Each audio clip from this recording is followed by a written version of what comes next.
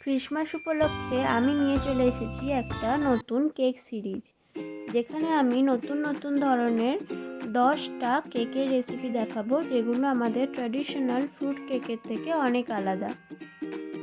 আজকে আমাদের এই সিরিজের প্রথম এপিসোডে আমরা দেখাবো ডেট আর ওয়ালনাট কেক। এটা চিনি ছাড়া তৈরি হবে, কোনো রকম ময়দা দেওয়া থাকবে না, আবার এটা এগলেসও। তো তার জন্য প্রথমে আমি 12টা মতো খেজুরকে বীজ ছাড়িয়ে একেবারে গরম দুধে ভিজিয়ে রেখেছি 15 মিনিট। আর কিছু ওয়ালনাট নিয়ে আমি কুচো কুচো করে রাখছি।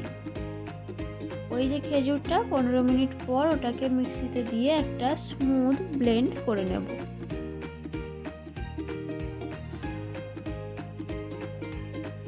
দেখতেই পাচ্ছেন ব্যাটারটা কতটা স্মুথ হয়েছে। এবার চলুন কেকের ব্যাটারটা বানিয়ে নিই। ওই খেজুরের পেস্টটা দিয়ে দিলাম। এবার এর ওপরে দেব half cup vegetable oil, regular vegetable oil. সেটাকে হালকা মিক্স করে নিলাম।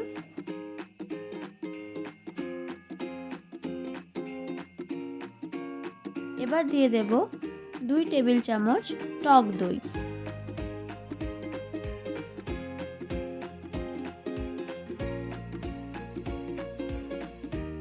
এবার একটা চালুনিতে করে চেলে দেব 1 কাপ আটা। আপনারা আটার বদলে ময়দা ব্যবহার করতে পারেন, বা আটা ময়দা হাফ কাপ করে মিশিয়েও করতে পারেন। তবে আজকে ক্রিসমাসের প্রথম কেকটা না হয় একটু হেলদি বানানো যাক, আমরা যারা হেলথ কনসিয়াস তাদের জন্য। এবার দিয়ে দিলাম হাফ চামচ কোকো পাউডার, 1 টিস্পুন করে দিয়ে দিলাম বেকিং সোডা আর বেকিং পাউডার, আর দিয়ে দেব ওই যে আগে থেকে চপড করা ওয়ালনাটগুলো ছিল সেগুলো। এবার আমি ব্যাটারটা বানিয়ে নেব। ব্যাটারটা বানানোর সময় আমার মনে হচ্ছিল একটু শক্ত হয়ে গেছে, তাই আমি আরও একটু দুধ দিয়েছি। 2 থেকে 3 চামচ মতো দুধ দিয়ে ব্যাটারটাকে একটু নরম করে নিয়েছি।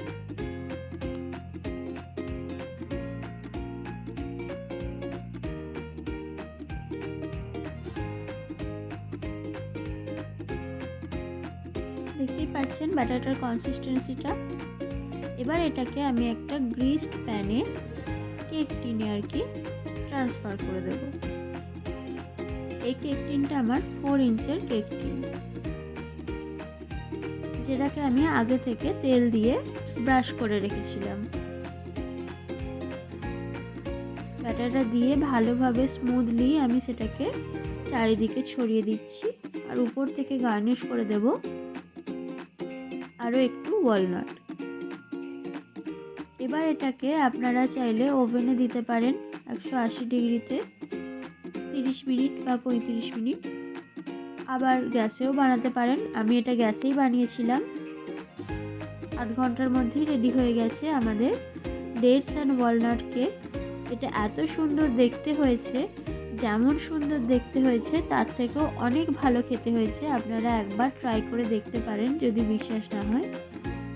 ভিডিওটা আপনাদের সেই সকল বন্ধুদের সাথে শেয়ার করে দেবেন যারা কেক খেতে খুব ভালোবাসে, আর এটা বাড়িতে বানিয়ে তারাও খেতে পারবে। তো কেকটাকে আমি ডিমোল্ড করে নিলাম। দেখুন কত সহজে ডিমোল্ড হয়ে গেল, আর বাটার পেপারটাও নিজেই বেরিয়ে চলে আসছে। এরকম গরম গরম একটা কেক থাকলে ক্রিসমাসের রাতে কিন্তু আর কিছু দরকার হয় না। আর সেটা যদি হেলদি হয় তাহলে তো কথাই নেই। তো এই কেকটা এবছর ক্রিসমাসে বানিয়ে ফেলুন, আর নিজেদের গেস্টদের চমক লাগিয়ে দিন। কেউ বিশ্বাসই করবে না যে এটা আপনি চিনি ছাড়া বানিয়েছেন, আর এটাতে ময়দাও দেওয়া নেই, আবার ডিমও দেওয়া নেই। এরকম আরও রেসিপি পাওয়ার জন্য আমার চ্যানেলটি সাবস্ক্রাইব করে বেল আইকনটি প্রেস করে দিন, যাতে আমি যখন নতুন নতুন ভিডিও দেব আপনারা বুঝতে পারেন। এই সিরিজটা পুরোটা করার জন্য আমি খুবই এক্সাইটেড। আপনারাও থাকবেন আর ক্রিসমাসটা ভালোভাবে কাটাবেন। নমস্কার।